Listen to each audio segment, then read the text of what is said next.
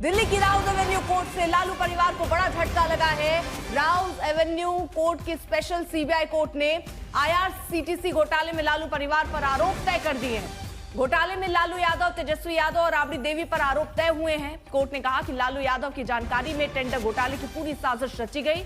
Tender में उनका हस्तक्षेप था। लालू यादव से कोर्ट ने पूछा, क्या आप आरोप स्वीकार करते हैं, गिल्टी प्लीड करते हैं या ट्रायल का सामना करेंगे? तो लालू यादव ने कहा सभी आरोप गलत हैं। शिवानी शर्मा मेरी सहयोगी जुड़ गई हैं तमाम जानकारी के साथ। शिवानी, धारा 420 के तहत आरोप तय होना, इसके क्या मायने हैं?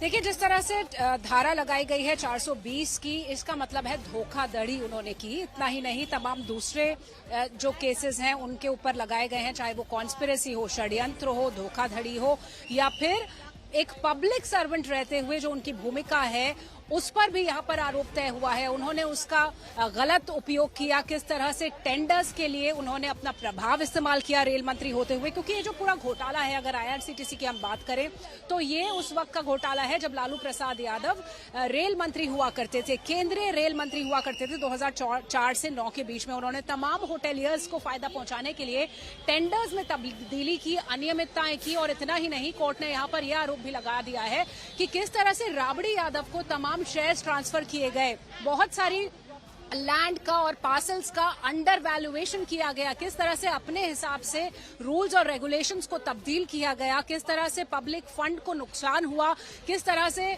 जो होटल्स हैं उनको टेंडर देने के एवज में अपना फायदा किया गया। तो ये तमाम आरोप यहाँ पर अब तय कर दिए गए हैं लालू प्रसाद यादव, राबड़ी देवी और तेजस्वी यादव पर, और तमाम दूसरे जो आरोपी हैं, कुल 14 आरोपी हैं। ये जो आरोप तय हुए उसके बाद एक प्रक्रिया के तहत पूरे कोर्ट ने एक बार पूछा कि क्या इन आरोपों को आप सही मानते हैं, क्या अपने आप को आप दोषी मानते हैं? तो लालू परिवार ने, लालू प्रसाद यादव, राबड़ी देवी और तेजस्वी, सबसे ये अलग अलग सवाल किया गया। उन्होंने कहा कि वी प्लीड नॉन गिल्टी। इसका मतलब ये केस आगे चलेगा और ये सुनवाई फास्ट ट्रैक होगी, क्योंकि आरोप जब तय हो जाते हैं तो एक बड़ा आधार से माना जाता है। अब ये पूरा मुकदमा लगातार चलेगा, जिसमें आईआरसीटीसी स्कैम को लेकर जो भी सीबीआई ने सबूत जुटाए हैं उनको लेकर ये केस आगे बढ़ाया जाएगा। तो बहुत ही बड़ा झटका यहाँ पर लालू प्रसाद यादव और उन सभी 14 आरोपियों के ऊपर है, जिनके लिए आज बड़े सेक्शंस में ये आरोप तय कर लिए गए हैं। धोखाधड़ी, षड्यंत्र और किस तरह से अपनी भूमिका का, अपनी पद का दुरुपयोग यहाँ पर लालू प्रसाद यादव ने रेल मंत्री रहते हुए किया।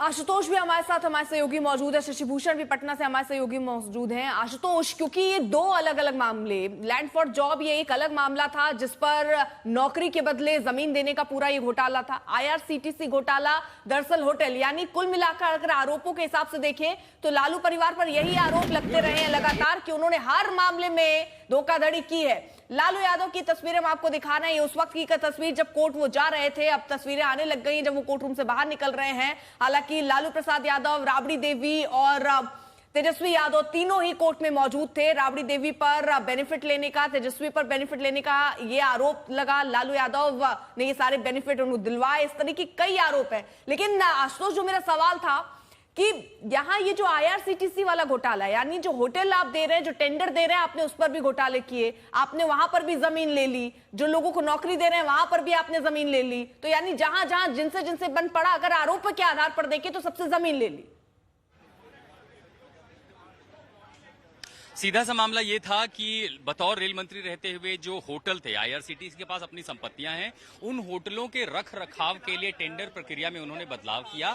उसका फायदा दरअसल लालू यादव से जुड़ी एक बेनामी कंपनी को मिला, कुछ जमीनों के बदले। यानी जो होटल थे आईआरसीटीसी, एक सेकंड आपको रोकेंगे। तस्वीरें आ रही हैं लालू प्रसाद यादव और उनके परिवार के काफिले की, जो इस वक्त कोर्ट से बाहर निकल रहे हैं।